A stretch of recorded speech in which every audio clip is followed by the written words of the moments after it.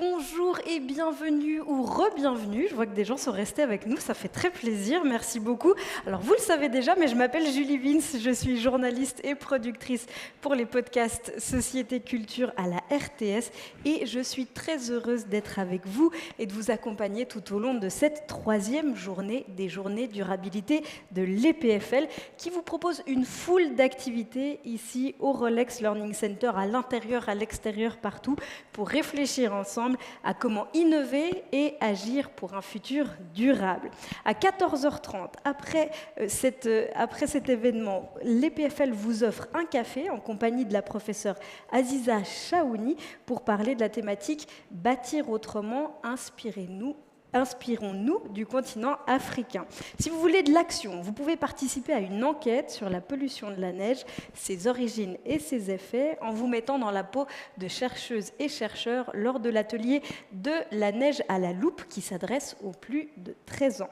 Et pour vous dégourdir les jambes, n'hésitez pas à rester avec nous après cette conférence parce qu'elle sera suivie d'une visite guidée de l'exposition Coraux de mer Rouge qui se situe à la sortie du Rolex Learning Center, juste derrière nous. Et avant ça, je vous propose qu'on mette nos masques, nos tubas et qu'on plonge à la découverte des coraux de mer Rouge avec une présentation d'abord, puis une session questions et réponses où ce sera à vous de poser toutes les questions qui vous seront passées par la tête pendant la présentation.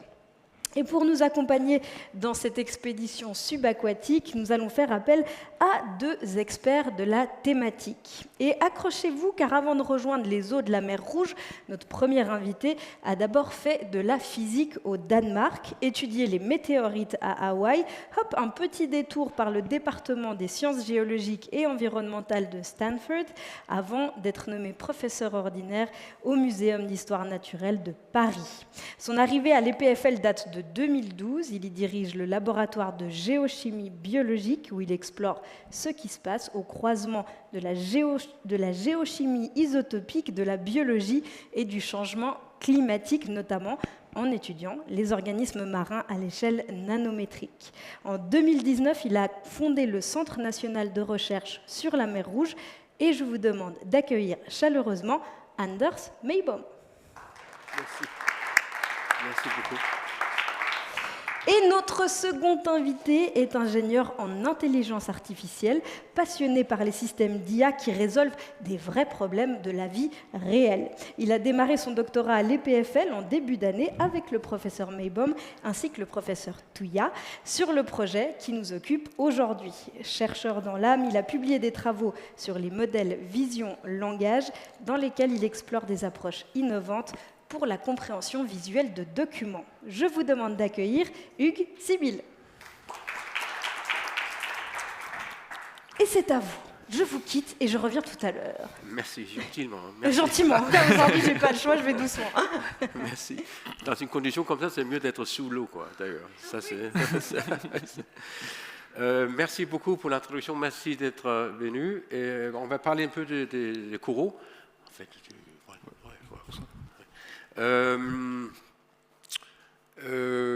voilà. C'est ce que vous voyez ici. On plonge direct dans la matière. Ça, c'est un récif corallien en très belle santé. Vous voyez toutes les couleurs, vous voyez les poissons, vous voyez la vie qui est là, qui est extraordinaire. Okay. C'est une richesse incroyable. Okay. C'est des points chauds de biodiversité dans les océans. Et la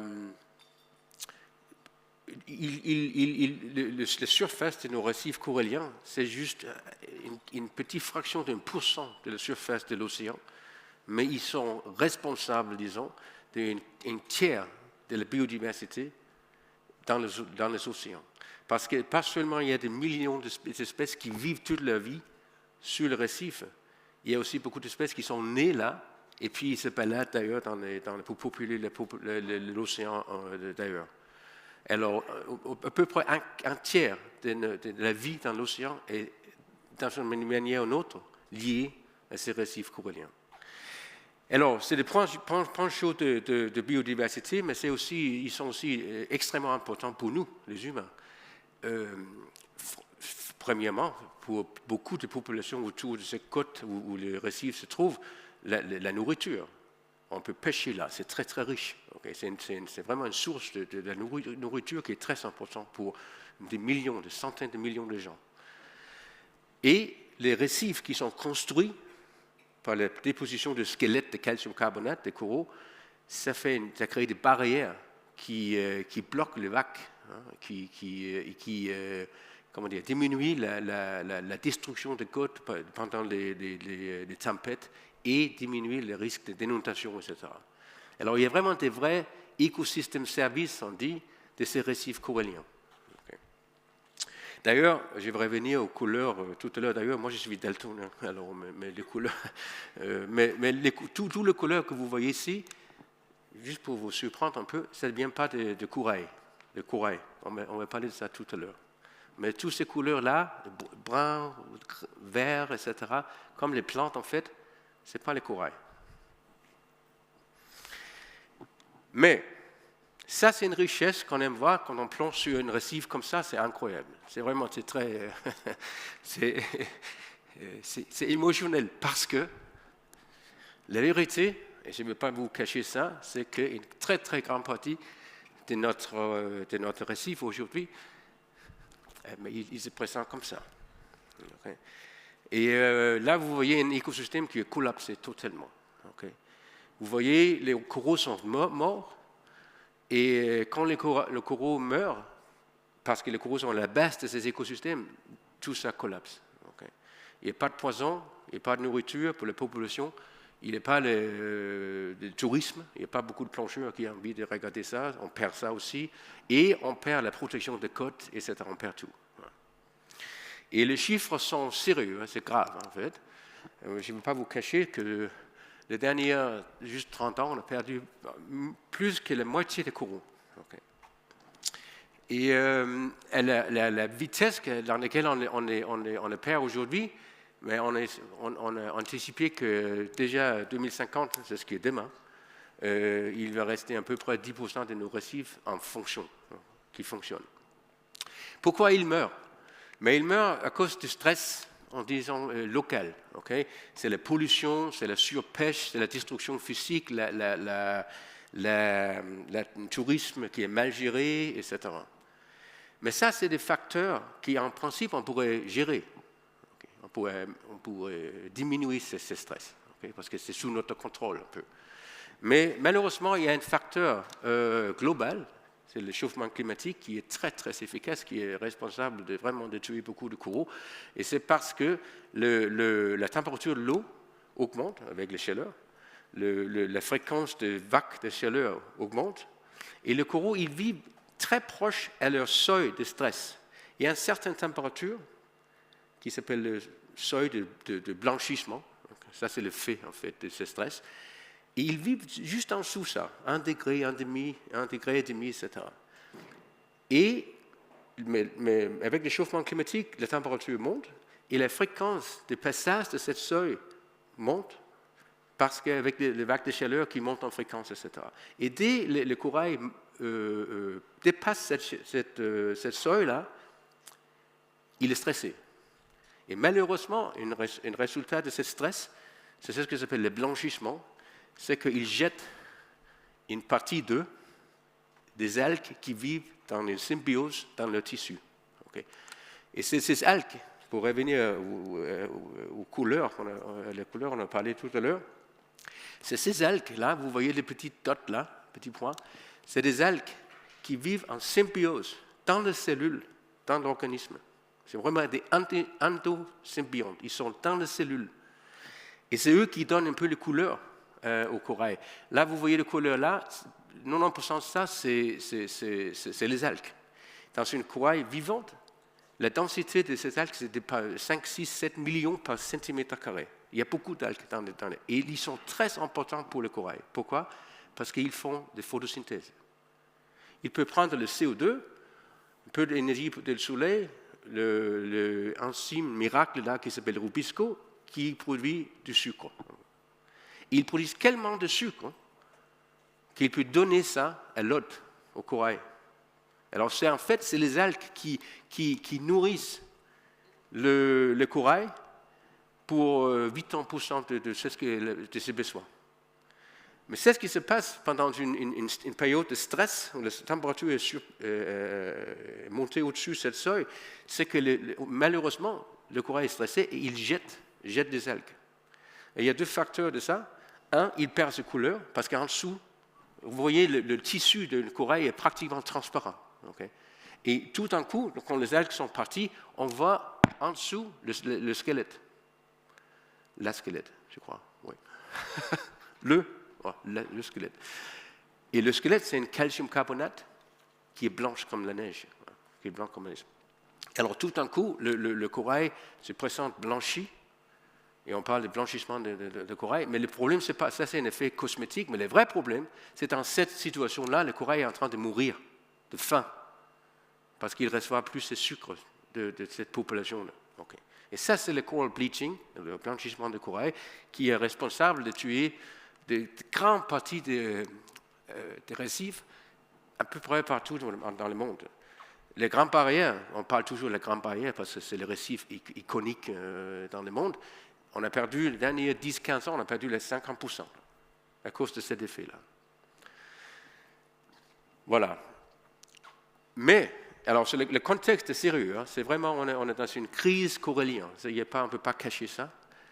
Mais dans cette situation, c'était un peu un miracle qu'on a découvert que dans la mer Rouge, là où est la mer Rouge, le golfe de Suez, le golfe d'Aqaba, on a découvert qu'il y a une population de coraux qui est extrêmement résistant à l'échauffement climatique, qui peut absorber beaucoup plus de chaleur qu'aucune autre population de corail qu'on connaît dans le monde.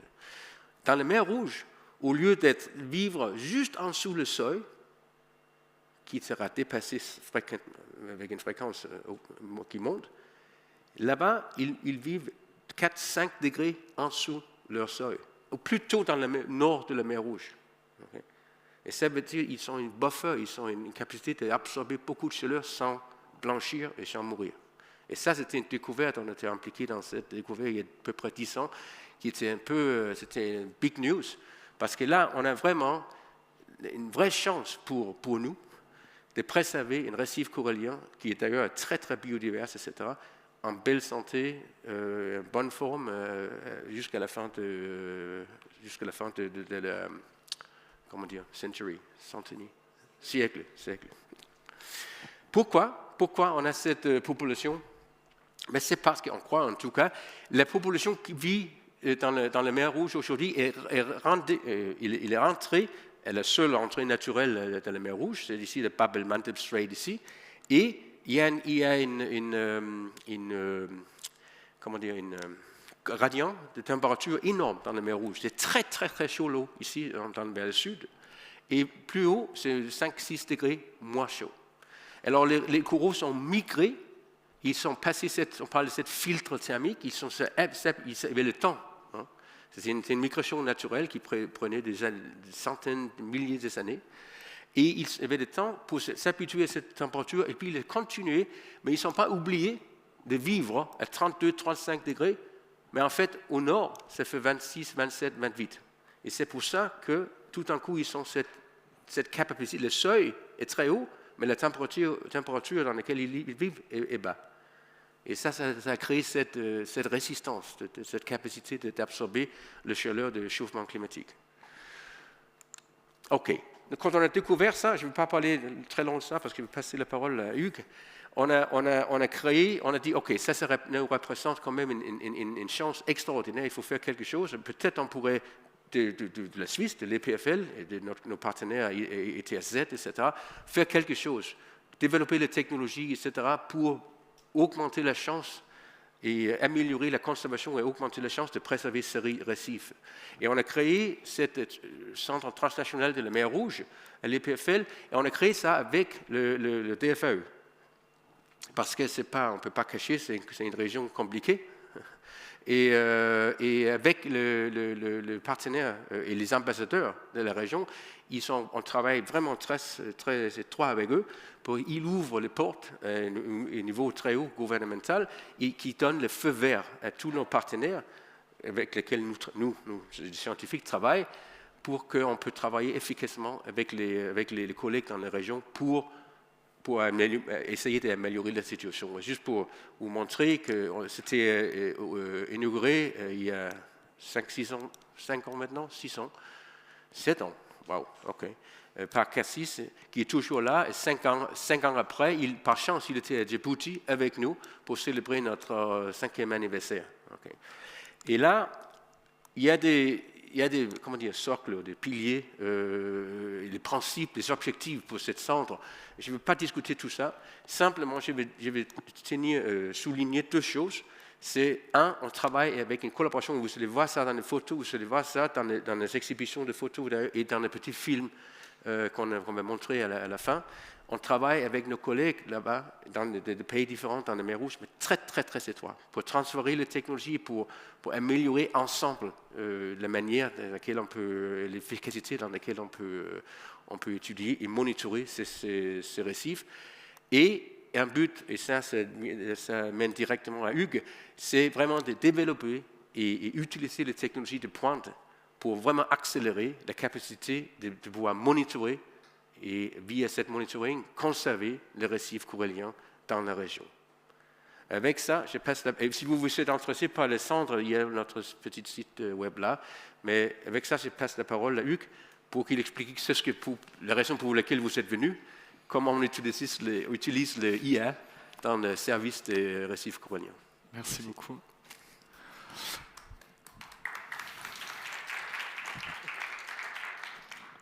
Du coup, merci beaucoup Anders et merci d'être venu. Donc c'est un peu dans ce contexte-là qu'on va montrer et essayer de voir comment l'intelligence artificielle et les nouvelles technologies peuvent venir aider dans le monitoring et le suivi des coraux.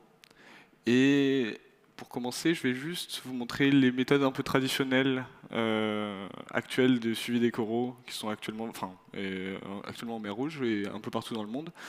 Là, sur cette photo, on voit quelqu'un qui vient le long d'une ligne qui a été posée préalablement, qui est graduée, métrique, et qui vient nager avec une plaquette pour écrire ce qu'elle voit le long de la ligne. C'est une méthode qui marche, mais qui est très variable selon la qualité de l'expert et du plongeur. Et c'est pas très facile de le mettre à l'échelle. C'est très difficile de cartographier des grands récifs. Une autre méthode, c'est la méthode des photos cadrans, où on va poser des cadres sur le récif, sur le substrat corallien. Et le long de la ligne, on vient prendre des photos de chacun des carrés. Et donc ça va se faire sur les 50-100 mètres de ligne. Et ensuite, a posteriori, on vient analyser, grâce à des logiciels qui existent, chaque photo, et un expert vient annoter manuellement chaque pixel, chaque partie d'image, en disant que c'est tel ou tel corail, est-ce qu'il est vivant, est-ce qu'il est mort, donc il y a plein de classes. C'est une méthode qui est extrêmement laborieuse, qui demande énormément de temps et d'argent, d'experts, qui a énormément de variabilité. Et là encore, il y a très peu de...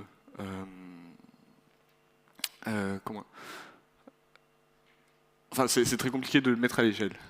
Donc, on pourrait aussi se dire d'utiliser des moyens techniques pour mapper, cartographier en 3D les récifs et ensuite analyser ça sur ordinateur.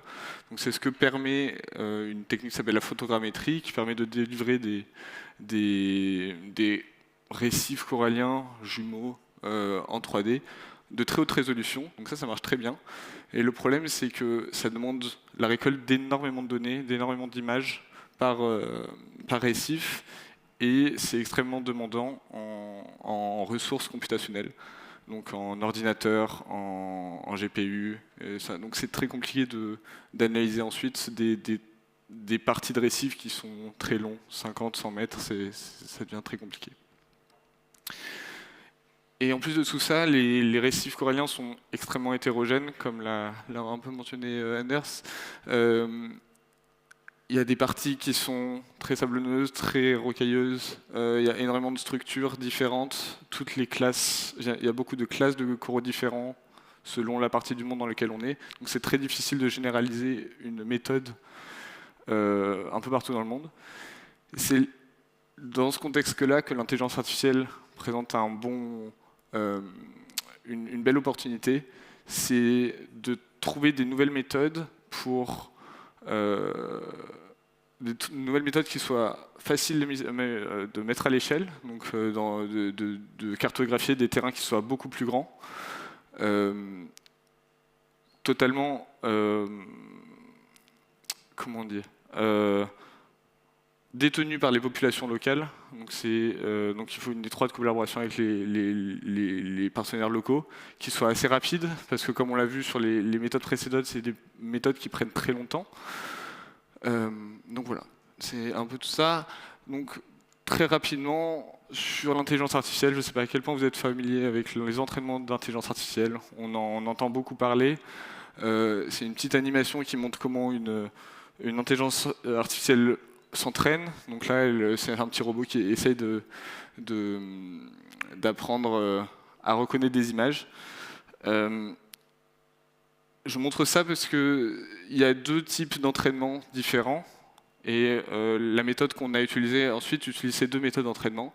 Ça, c'est une méthode dite supervisée, où on va donner à l'intelligence artificielle un très très grand nombre de données, l'entraîner sur ces données en lui disant qu'est-ce qu'elle doit prédire, et c'est à elle de trouver pourquoi elle s'est trompée, si jamais elle s'est trompée, et d'ajuster ses paramètres internes en fonction de ça. Et donc à la prédiction, ça permet de généraliser sur des images qu'elle n'a jamais vues. Et donc voilà, c'est un modèle extrêmement simple de classification. Il y a des modèles d'entraînement qui sont dits non supervisés, où non supervisés, où le modèle va pas du tout apprendre, va pas avoir les classes cibles, et va générer du texte. Par exemple, ChatGPT, qu'on connaît tous, qu'on a tous utilisé, ou presque, j'imagine, ces dernières années ont été entraînés grâce à cet entraînement non supervisé. Donc grâce à un corpus énorme, tout Internet, le modèle a pu tisser des liens entre les mots, entre les phrases, comprendre la sémantique du texte. Et puis, quand on veut générer du nouveau texte, il va être entraîné à prédire le mot le plus probable, et donc on va avoir les modèles de conversation qu'on connaît aujourd'hui. Et un autre cas d'application, ça va être la prédiction, donc c'est ce qu'on va voir après, la prédiction de la profondeur. Ah, on voit pas très bien.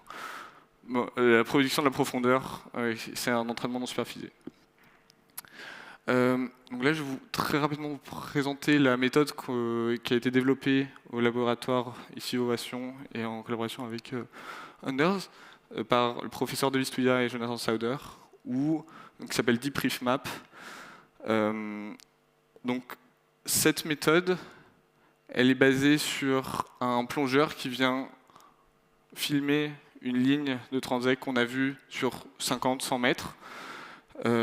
On récupère la vidéo, très important, avec une GoPro. Donc une GoPro, c'est une caméra qui est extrêmement peu chère, facile à remplacer si jamais il y a besoin, et donc qu'on peut laisser aux populations locales si besoin. Et donc on récupère la vidéo qu'on va transformer en séquences d'images, et ces séquences d'images-là qu'on va venir mettre en entrée de nos différents modèles, donc un modèle non supervisé et puis un modèle supervisé. Donc le premier modèle non supervisé, c'est un modèle de machine learning pour estimer la profondeur, la distance à la caméra de chacune de ces images, de chacun des points qui sont sur l'image, de savoir à quelle distance elle se trouve, et d'estimer aussi les positions de la caméra. Ça va nous permettre de reconstruire en 3D de manière assez rapide,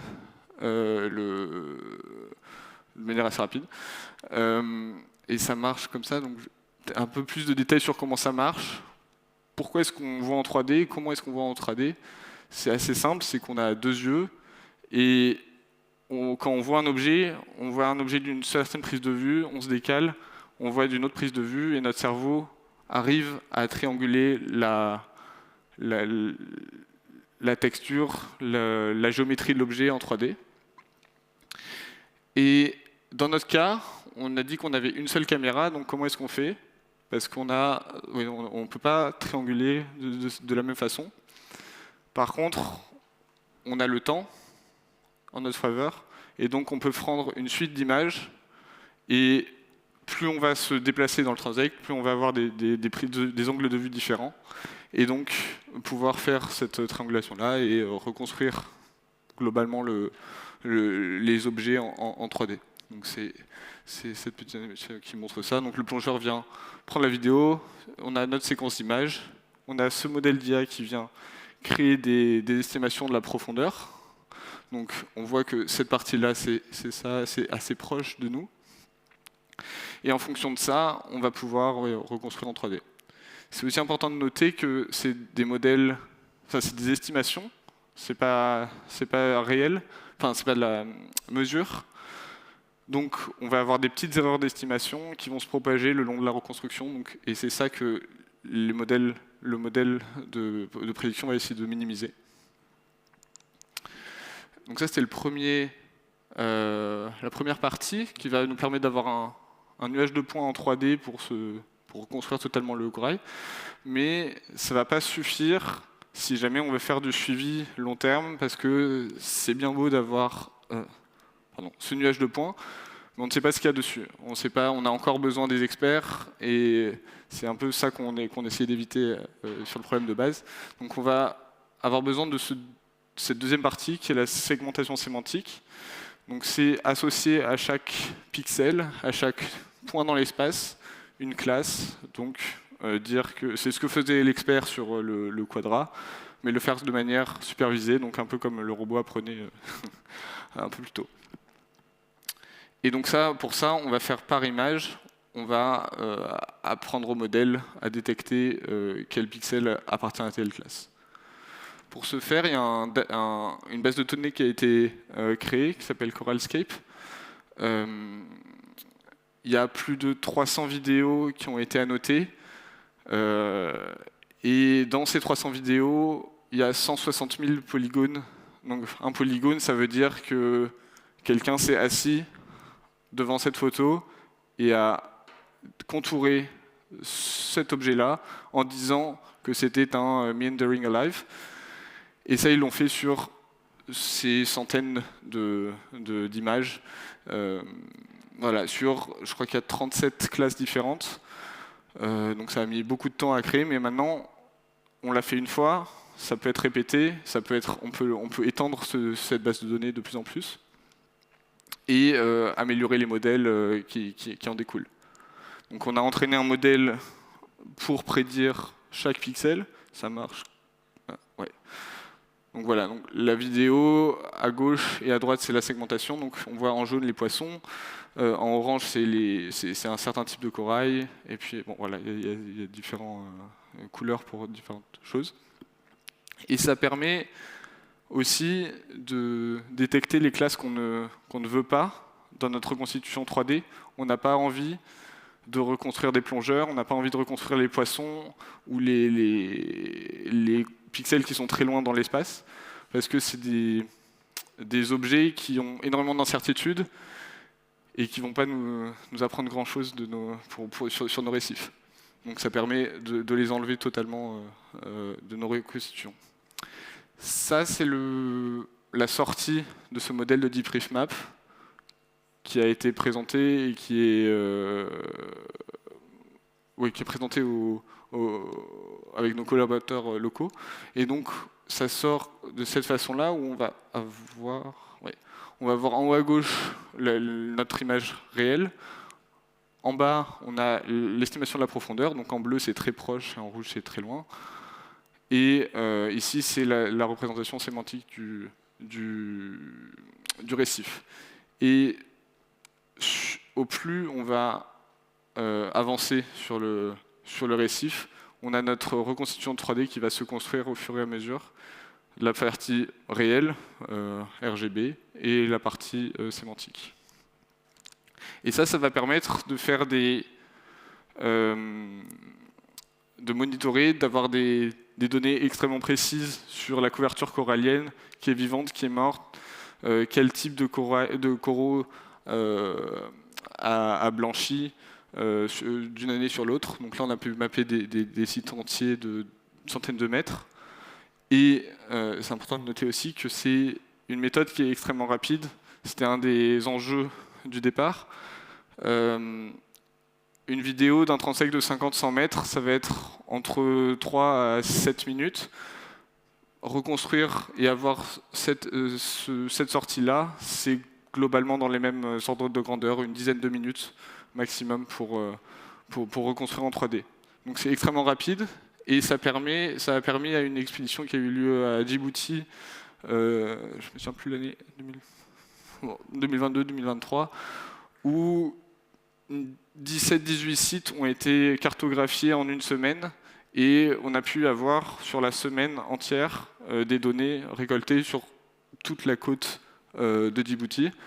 Et puis on a pu donc ça c'est les données, les catégories de coraux sur l'ensemble des transects. On peut donc avoir une belle vue d'ensemble, de ce qu'on a, ce que les populations ont localement.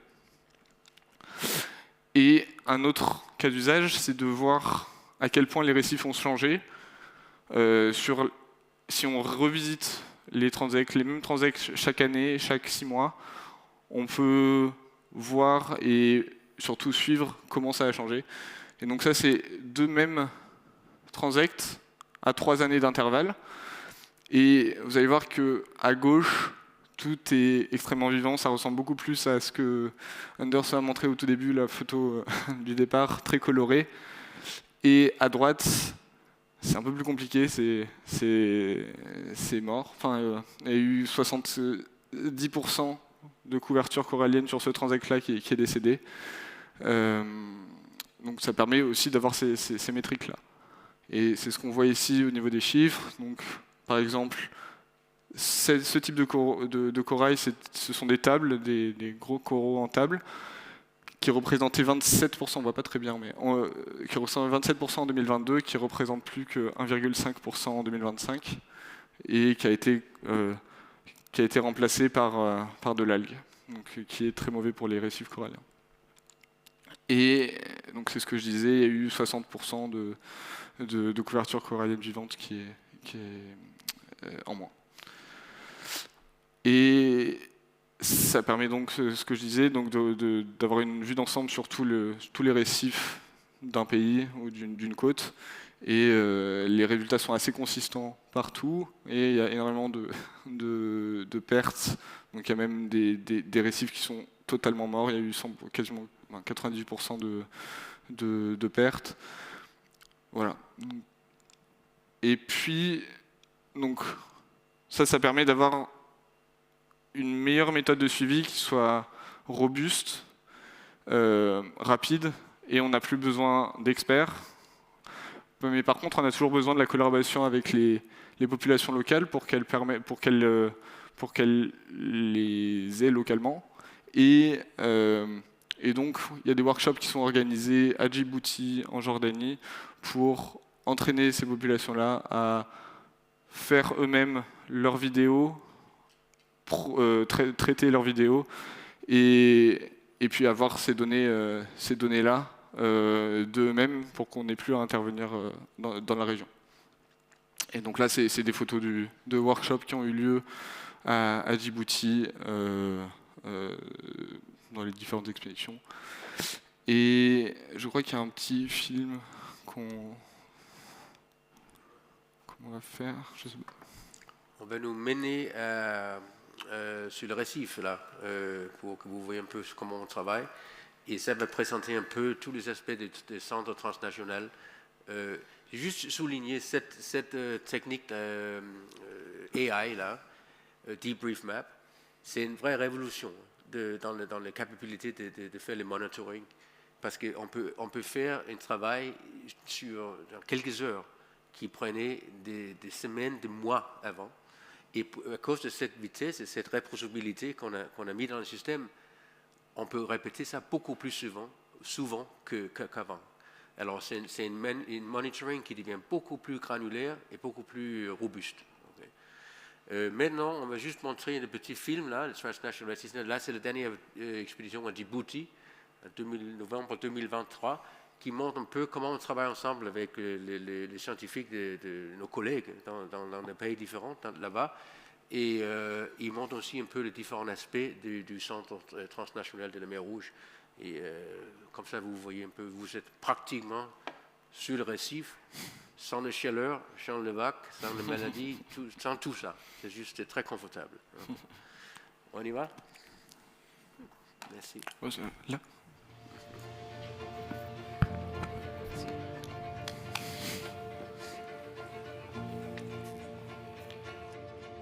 On est à la porte de la mer Rouge. En dessous de nous, nous avons certains coraux les plus résistants et les plus exceptionnels de la région, voire du monde. C'est une vraie opportunité pour nous d'étudier et de découvrir cet écosystème exceptionnel.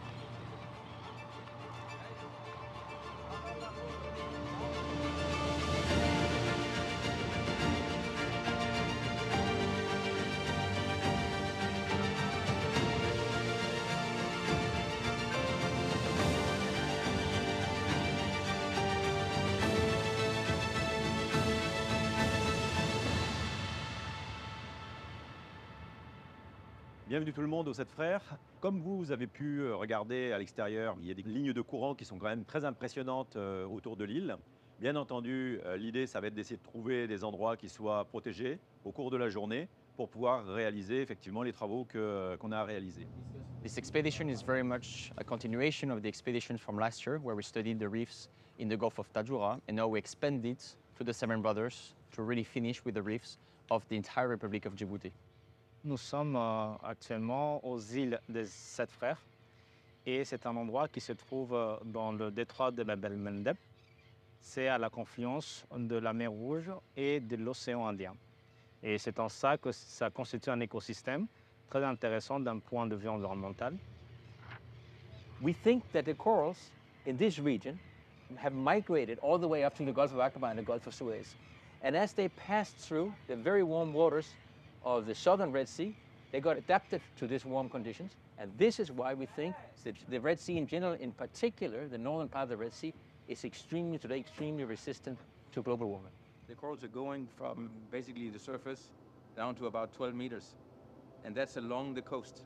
So we can put ourselves for the transect. Échantillonner les coraux ici et avoir l'information génétique des populations de coraux ici, c'est le chaînon manquant pour comprendre la connectivité entre les populations du sud au nord de la mer Rouge. Et notamment, on cherche aussi à comprendre comment se transmet cette capacité d'adaptation que peuvent avoir les coraux au changement climatique.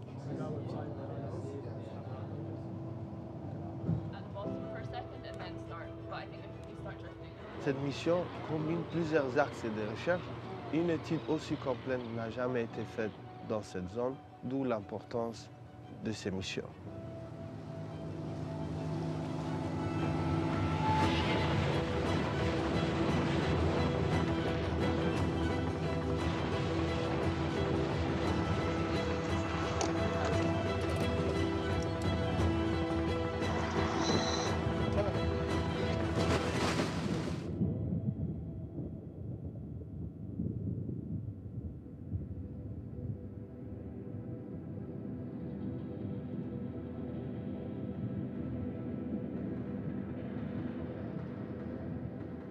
Comme l'année dernière, cette mission est une collaboration entre la Suisse, la République de Djibouti et le Soudan. We are studying different aspects of the reef. We are looking at the biodiversity of both invertebrates but also the fish. We are also looking at the resilience of corals to climate change, and we are also quantifying any sorts of pollution coming from human activities nearby. This year, we've updated a lot our method to be cleaner, to increase the resolution, and to increase the sample size as well in order to have a better global vision of the conditions of the reef of the Seven Brothers.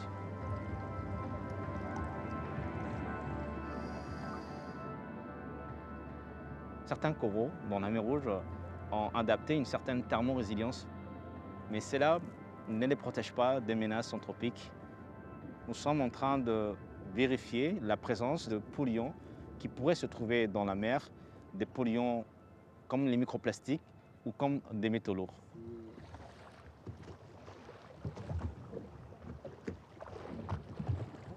Ça contient 10 Siemens conductivité.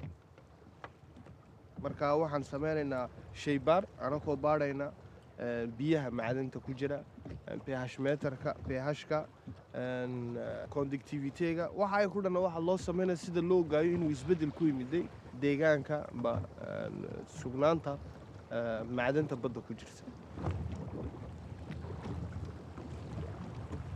Nous sommes en train de faire des prélèvements de sédiments et de l'eau de mer et les analyser ensuite pour quantifier la quantité de microplastiques et des métaux lourds.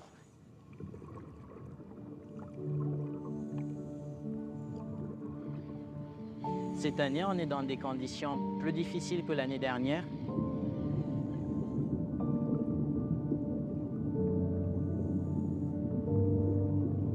Nous sommes dans un endroit très perturbé où on a des courants, des grosses vagues, donc les conditions de travail sont encore plus difficiles.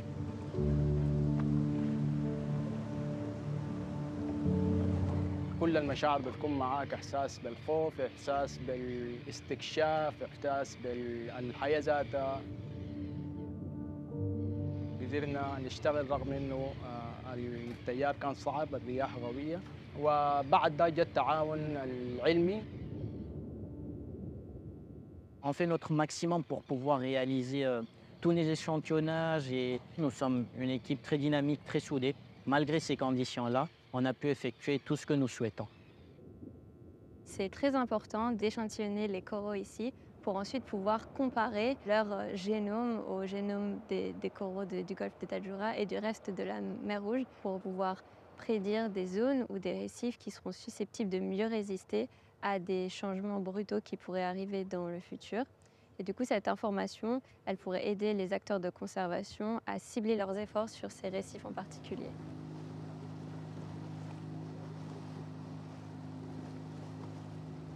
During this mission, we've explored new sites, but also sites that we've already explored last year in order to do a comparison of the evolution of the condition of the reef.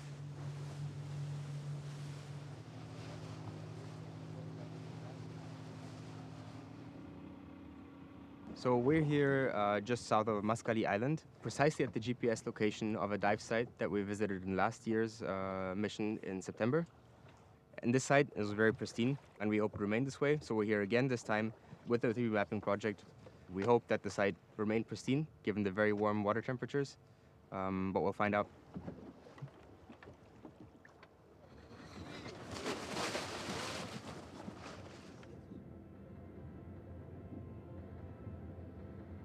EPFL and my laboratory has been developing a methodology for 3D mapping of coral reefs, which we use to create a digital copy of the reefs that we are scanning. And then we use this digital copy to study the bleaching and the different types of corals that we observe in the different reefs that we visit.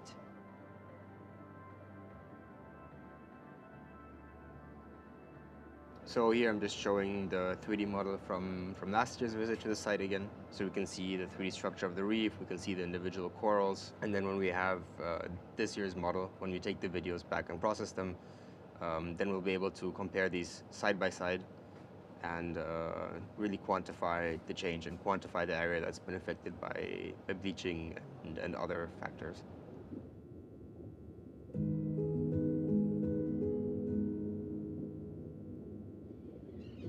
Cet écosystème se porte bien, mais néanmoins nous avons quelques blanchiments que nous avons détectés.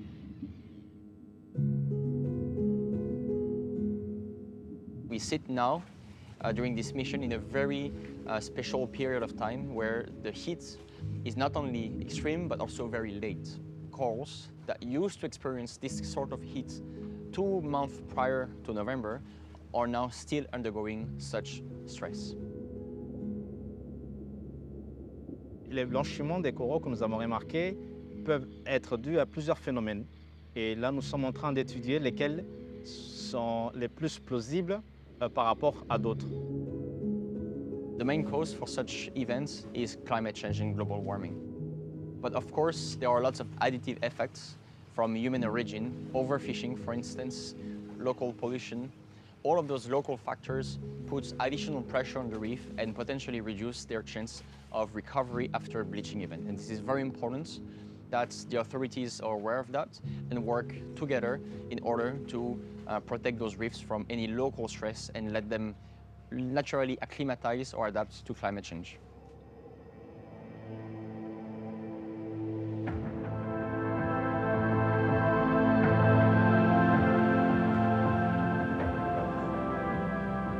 Pourquoi c'est important d'étudier cet écosystème et pourquoi c'est important de le conserver? Le travail scientifique n'est pas que la recherche, c'est aussi de l'enseignement et du partage de la connaissance. Vous avez devant vous des experts qui vont vous expliquer le travail effectué dans le cadre de cette mission. Juste après la mission de vos 7 frères, nous avons organisé une conférence à l'Université de Djibouti pour les étudiants en biologie de 2e année de la faculté des sciences. For the people around the Red Sea and the development of our countries.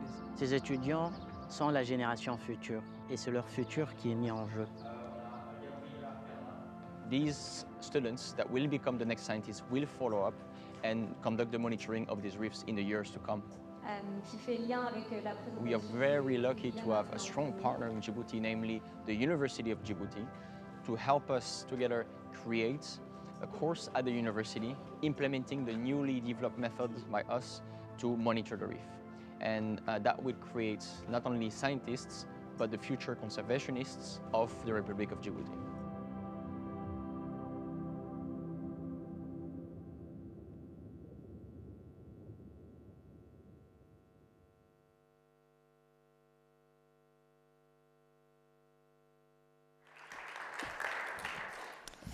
Merci beaucoup. Oui, je vous invite à m'accompagner tous les deux jusqu'à ces fauteuils qui sont très très loin.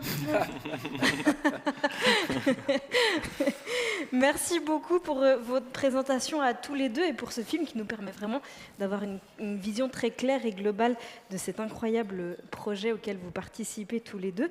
Et je propose qu'on vous cède la parole à vous. Dans le public, il y a 2 micros, un ici dans ce couloir et puis un autre au bout du couloir ici. Vous pouvez sans autre vous approcher du micro pour poser vos questions et puis faire la file derrière les personnes qui s'approchent si vous en avez d'autres. Merci beaucoup. Bonjour. Bonjour. J'aurais une question sur la diversité des espèces. Donc là, le modèle, vous l'avez développé dans la mer Rouge. Est-ce qu'il serait exactement utilisable directement sur la Grande Barrière de Royal australienne? Est-ce que c'est les mêmes espèces? Et si c'est les mêmes espèces, est-ce qu'on a identifié, fait une GWAS par exemple, pour savoir quels sont les gènes qui ont apporté cette meilleure résistance au choc thermique? Ah, c'est une très, très bonne question. Il y a des espèces qui sont pareilles, qui sont dans la mer Rouge et sur la Grande Barrière. En fait, c'est l'océan Indien qui les connecte un peu. Mais aussi beaucoup d'espèces dans la mer Rouge qui sont endémiques, on dit, non, endémiques. Alors, pour être très efficace, là pour l'instant, la méthode qu'on a est efficace jusqu'à, je crois, 90%. Il identifie les coraux et les objets différents jusqu'à 90%. C'est ce qui est très très haut. C'est beaucoup plus élevé que pratiquement que c'est ce qu'on peut faire nous-mêmes, des humains. Mais il faut entraîner le modèle localement pour arriver à ce niveau de reproductibilité. Alors, et comme Hugues a dit, c'était beaucoup de travail pour apprendre le modèle, c'est ce qu'il voit dans la région. Mais dès c'est fait, là, on gagne beaucoup de temps, ordre de grandeur. Après, qu'est-ce que l'autre question? Ça veut dire que si on se déplace, concrètement, si on va faire cette même analyse ailleurs, on devra réentraîner, en tout cas un bout, la machine. Exactement. Il y a un projet qui commence à se développer pour aller implanter ce projet potentiellement en Indonésie.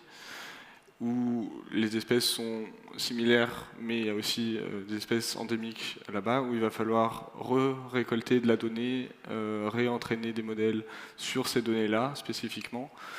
Mais maintenant qu'on a des méthodes qui permettent, on a déjà une grosse base de données, on peut aussi voir la différence si on n'avait pas entraîné le modèle sur les données indonésiennes, par exemple, ou si avec les données, ça améliore ou pas la précision. Merci beaucoup. Est-ce qu'on a répondu à la totalité de vos questions? Génétique. Oui, il y avait une deuxième partie de questions, effectivement. Oui, et maintenant je me rappelle. Voilà. Non, c'est clair qu'il y a beaucoup de travail. On n'a pas de réponse concrète pour l'instant, mais il y a beaucoup de travail pour comprendre ces résistances des chaleurs qui n'est pas seulement la mer Rouge, c'est un peu une mosaïque de résistance au stress thermique un peu partout dans le monde. C'est jamais pareil. Et pour comprendre la base, l'ADN, comment les gènes sont exprimés, quelles protéines, etc., sont mis en jeu pour les espèces différentes, etc., sous quelles conditions, c'est très, très, très complexe, mais ça, c'est un peu le holy grail. Et il y a beaucoup de travail sur cette thématique pour l'instant. On ne peut pas dire qu'on a des réponses claires. Pas encore. Non. Toutes les pistes pour comprendre pourquoi cette adaptation se fait et comment la répliquer. Bon, je vous en prie, merci beaucoup pour votre question. Je vous en prie, monsieur. Bonjour. Bonjour. D'abord, merci pour la présentation qui était très intéressante. Vous avez fait passer deux messages. Un message qui est une mauvaise nouvelle, c'est-à-dire que la situation est grave, et un message qui est plutôt de l'espoir, c'est-à-dire qu'il y a des coraux qui survivent. Et je voulais élaborer sur le deuxième. Donc, est-ce que ça donne des pistes qui pourraient essayer de nous sauver? C'est-à-dire, est-ce que les coraux, on peut les déplacer? C'est-à-dire, si on identifie un corail qui est capable de résister à un endroit, est-ce qu'on peut le mettre ailleurs? Est-ce qu'on peut mettre en place des techniques de génie génétique qui, une fois qu'on a identifié pourquoi il résiste, on pourrait le faire sur les autres? Parce que si c'est juste, on a identifié dans un bout de la mer Rouge des coraux qui résistent, ça ne va pas nous permettre de survivre très longtemps. Merci beaucoup. Alors ça, on cartographie, on monitore, et après, qu'est-ce qu'on fait? C'est une très bonne question. D'ailleurs, je crois que on n'a jamais fait une présentation sans avoir cette question. C'est le $1 million question. Est-ce qu'on peut prendre les coraux de la mer Rouge et les mettre sur les grandes barrières et sauver les grandes barrières? La réponse est non. La réponse, oui. Ouais, c'est un peu.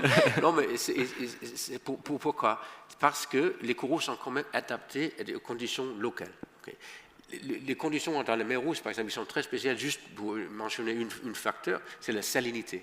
Elle est très, très élevée parce que c'est une mer enclose, fermée. Il y a beaucoup d'évaporation. C'est très salé. On le sent immédiatement qu'on en plonge dedans. Et si on met ces coraux dans un autre endroit où la salinité déjà est beaucoup plus bas, mais déjà ils ne sont pas contents. Et ce n'est pas une question de juste de planter des coraux un peu. Il faut des coraux qui sont très contents, qui peuvent reproduire pour regagner le terroir. Ça, c'est une chose. Et une autre chose, c'est qu'il faut vraiment prendre en compte les surfaces. C'est énorme. La grande barrière, elle a la même surface comme Italie. Et ça, imaginez d'ailleurs, si la moitié d'Italie était devenue inhabitable en 20 ans, ça a créé une réaction immédiate. Mais c'est en fait ça ce qui se passe sous l'eau. Mais on ne le voit pas direct. Alors c'est vraiment, il n'y a pas de coup magique là. Et nous, notre but, notre objet, c'est pas de reconstruire avec des matériaux. Il y a beaucoup d'efforts dans le monde de reconstruction de récifs. On est vraiment focalisé sur sauver et conserver et protéger ce qui existe naturellement. Ça, c'est clair pour nous. Et ça, c'est ce que vous apportez aussi justement, c'est pour ça que vous faites ce travail avec les populations locales, de permettre en fait ensuite ce ciblage, vous voyez dans la vidéo, d'aller intervenir dans les lieux qui potentiellement sont plus problématiques que d'autres. Oui, mais on ne peut pas travailler, on ne veut pas, c'est leur récif. Il ne faut pas jamais oublier ça. C'est leur récif, c'est leur pays. Et c'est leur responsabilité aussi. Là, on est simplement là pour les aider avec ce qu'on a, nous, les technologies qu'on a à l'EPFL, on peut transférer. Et c'est clair que sans eux, on ne peut pas bouger. On ne veut pas bouger là-bas, on ne peut pas travailler. Et tous les permis, tout est fait selon toutes les règles. Et c'est pour ça, d'ailleurs, que pour nous, la collaboration avec le DFAE et les contacts qu'ils ont, et les portes qu'il ouvre pour nous, c'est très très important. Parce que dès le ministère de l'Environnement à Djibouti a dit, vas-y, c'est OK, c'est le feu vert pour tout le système, pour tous les partenaires, nos partenaires sur le terrain peut s'engager, peut travailler. Et ça aide énormément. Et là, on voit, je papote, hein, moi, si vous ne venez pas vers les micros. Alors, n'hésitez pas. Voilà, vous êtes là, parfait. Merci beaucoup, pardon. Ah ouais. Je ne voyais pas, du coup, vous êtes réassise. Allez-y, j'irai avec ma question ensuite. Je vous en prie. Bonjour, merci pour la présentation, c'était très, très sympa. Je me demandais si la recherche, plutôt sur le côté génomique des coraux, se faisait aussi au sein de l'EPFL, ou est-ce que c'était vraiment au sein de l'Université de Djibouti et vraiment plus localement, du point de vue biologique de votre projet? Oui, ça, c'est une très bonne question. Le but, pour nous, c'est vraiment de rendre nos collaborateurs dans la région de mer Rouge autonomes. Okay. Maintenant, pour le travail génétique, bien sûr, il y a vous connaissez certainement, il y a des machines pour les séquences, etc., qui coûtent très très cher. Et c'est compliqué parce qu'il faut tout l'environnement d'un laboratoire, etc. Il faut être très très propre, etc., même pour préparer les échantillons. Mais là, pour l'instant, on est en train d'établir des laboratoires à Djibouti, à Érythrée, à Soudan. C'est compliqué. Okay? Je mentionne mais on est en train de le faire. Et en Jordanie, où en fait, c'est tout ça, j'aimerais bien dire, tout ça, c'est organisé par notre directeur scientifique, Guilhem Panfrondi, que vous avez vu là, et on a presque réussi à établir des labs, des environnements de laboratoire, comment dire, lab space, pour que nos partenaires dans les pays différents peuvent prendre les échantillons et puis extraire l'ADN. Et après, c'est à nous, il faut que nous on fait la séquence ici. Et après, mais la bioinformatique pour interpréter les résultats, tout ça, là on s'approche aussi, vraiment. Alors, mais ça, c'est le but. Il faut qu'ils deviennent autonomes. Merci beaucoup. Je vous en prie. Bonjour. Bonjour. Merci beaucoup pour la présentation. J'avais deux questions. La première, c'était est-ce que vous auriez moyen de faire cette cartographie sur la base d'images satellites? Alors, je sais qu'il y a un problème de réflectance probablement de l'eau et peut-être aussi de transparence de l'eau, mais probablement vous avez essayé, je sais que ça se fait sur des habitats terrestres. Ouais. Donc sur des variations de couleurs plus dans les verts, vous j'imagine c'est plus dans les bleus. Est-ce que ça c'est apparemment pas une possibilité, mais peut-être ça aurait permis sinon de faire à beaucoup plus grande échelle. Et enfin, alors peut-être pas sur autant de précision au niveau de l'espèce, j'imagine. Et la deuxième question, c'était justement un peu en lien avec la discussion précédente, c'est qu'est-ce que vous pensez des programmes de réimplantation des coraux, je sais par exemple en Polynésie française, où finalement ils ont tendance à essayer de remettre des coraux plus résistants, et dans quelle mesure ça va faire changer finalement l'écosystème en favorisant certaines espèces par rapport à d'autres.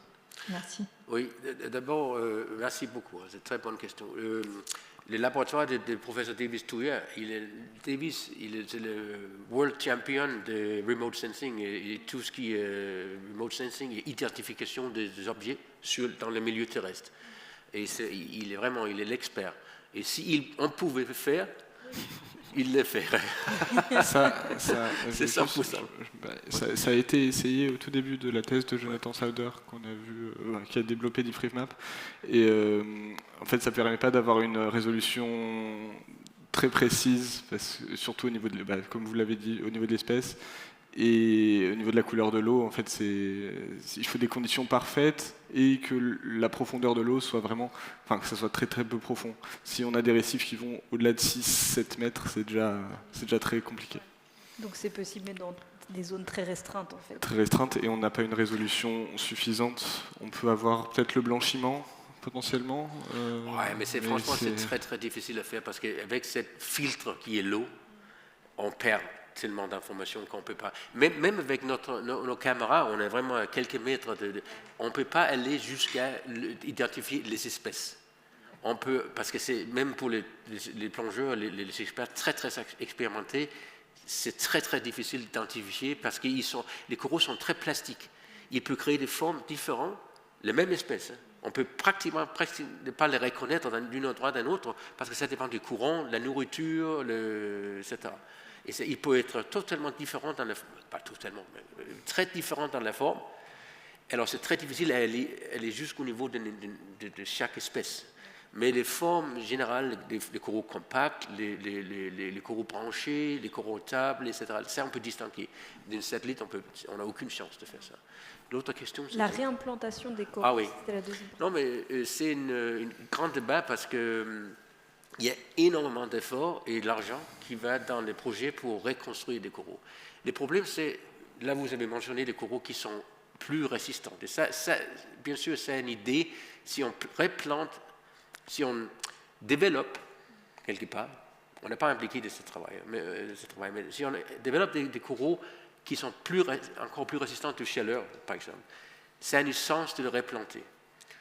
Mais si ce n'est pas le cas, ça n'a aucune chance, parce que là, la prochaine vague de chaleur va effacer les coraux qui viennent d'être plantés. En Floride, ils ont eu un projet énorme. Je me rappelle, il y a 2-3 ans, ils ont planté des milliers de coraux, et en une semaine, et c'était $100 millions, en une semaine, une blob de l'eau chaude est arrivée, paf, tout est mort dans une semaine. Et là, on peut dire que c'est une perte de l'argent. Mais même si c'est réussi, c'est sur une échelle très locale, parce que comme on vient de discuter, on ne peut pas faire ça sur 300 km. Qu'est-ce que je veux dire? Une échelle très locale. Comment? Si ça réussit, ça marche sur une échelle très locale. Si ça réussit, bien sûr, on ne va jamais reproduire la diversité du récif original. Mais jamais, même pas, on ne peut même pas s'approcher. Merci beaucoup. Merci beaucoup. Je vous en prie. Bonjour. Bonjour, alors merci beaucoup pour la présentation. Moi j'ai une question concernant la biodiversité marine. Donc j'ai vu que votre algorithme d'IA arrive à reconnaître des poissons et des invertébrés, mais dans les cas d'usage, vous n'avez pas expliqué comment vous utilisez cette donnée, parce qu'il me semble aussi avoir vu des collectes d'échantillons pour faire de EDNA éventuellement. Donc comment vous utilisez toutes ces données autour de la biodiversité? Ouais. C'est une approche modèle, hein, parce qu'on essaie avec le debrief map d'identifier jusqu'à un niveau, ça ne monte pas jusqu'au niveau des espèces, mais des types de coraux. Okay. Après, pour savoir encore plus la diversité, il faut par exemple le ADN environnemental. On collecte des échantillons de l'eau, on les filtre et on fait la séquence de tout ce qui est dans l'eau. C'est tout ce qui est jeté par tous les organismes. Et là, on a vraiment un profil de tout ce qui est sur le récif. Et en plus, et ça, de combiner ces deux, déjà, ça donne une picture beaucoup plus complète. Après, vous avez vu le Guilhem et Manon échantillonnés sous les bacs. Là, on a pris des petits échantillons. C'est comme ça, c'est rien. Mais c'est assez pour séquenter ces coraux et pour chercher, et ça revient de votre question tout à l'heure, pour chercher des marqueurs dans le génome pour comment ça s'appelle, les heat proteins, heat shock proteins, les marqueurs pour les protéines qui sont impliquées dans la défense contre les chaleurs. Et là, le champ de recherche, ça vient dans cette direction-là, et on essaie d'identifier les marqueurs, les protéines qui sont exprimées quand les coraux sont sous stress, parce que c'est un peu ça les clés, c'est un peu ça les secrets des coraux les plus résistants. Et en plus, Manon Pruby, là, qui a fait ce travail, elle essaie de faire ça sur une échelle, partout où on va. Ça veut dire maintenant on travaille pratiquement toutes les longueurs de la mer Rouge. On peut essayer de voir s'il y a des systématiques à l'échelle du système global. C'est dans ce sens que le travail s'évolve. Il me semble que vous parlez des espèces de coraux, mais moi je référais aux espèces de poissons et invertébrés. Ok. Oui, c'est vrai, vous avez dit ça. Là, pour l'instant, ce n'est pas inclus dans nos analyses. On discute beaucoup si on recommence et pourrait inclure les poissons, par exemple. Les poissons, c'est compliqué parce que quand on plonge avec les caméras, les poissons, ils s'en vont, quoi. Alors, comment établir une monitoring qui n'est pas biaisé? C'est la logistique qui est compliquée parce qu'au niveau de l'intelligence artificielle et les softwares, ce n'est pas un problème. On peut Oui. identifier les poissons. Pas avec les vidéos qu'on a actuellement parce qu'on a une vision qui est beaucoup plus axée vers les coraux, mais oui, on pourrait... Ça, vous disiez tout à l'heure qu'en fait les poissons, pour l'instant, vous les retirez comme information. On les retire parce que c'est des informations qui sont très dynamiques. Ouais. Et dans une reconstitution 3D, c'est très... Enfin, comment est-ce qu'on reconstitue quelque chose qui est dynamique? Les coraux ne bougent pas et ça vous arrange. C'est ça. Merci beaucoup. Oui, une dernière question ici. Sur l'ingénierie cette fois-ci, parce que ce que vous avez montré dans le processus de monitoring, il y a encore un maillon faible qui est le plongeur. Est-ce que le plongeur pourrait être remplacé par des robots aquatiques qui pourraient plonger à sa place, en tout cas pour la tâche de récupération des images? Est-ce que ça serait envisageable d'explorer d'autres ondes que le visible? Donc, je sais pas, faire des sonars ou des choses comme ça qui pourraient être moins sensibles aux perturbations du visuel? Oui, et il y a déjà pas mal de techniques qui ont déjà été créées sur des drones sous-marins qui permettent exactement de faire de la cartographie sous-marine avec des lidars, des sonars. Le problème de ces technologies-là, c'est que ça coûte extrêmement cher et que si on a envie que les populations locales puissent posséder cette technologie et remplacer facilement, en fait, ça devient plus possible. Alors qu'une GoPro, c'est facilement réadaptable si on veut la changer. Merci beaucoup. Merci à tous les deux, Anders Meiboom et Hugues Sibyl. On peut les applaudir très fort. Merci. Et merci à vous pour vos super questions. Mais quel public de qualité. Je suis très impressionnée. On arrive au terme de la discussion, mais vous vous souvenez que nous avons une poursuite dans cette plongée à la rencontre des coraux, puisqu'il y a une visite de l'exposition photo qui se trouve à l'extérieur, qui sera guidée par tous les deux. Oui, voilà. Donc vous pouvez seulement former un petit groupe juste là derrière les rideaux, et puis Anders et Hugues vous emmèneront à la rencontre de ces photos. Et puis pour la suite, la prochaine conférence ici, durabilité et technologie, quels emplois pour nos enfants, démarre à 15h15. Un grand merci pour votre présence, vos questions, et puis à tout à l'heure ou très bon week-end à vous. Merci beaucoup.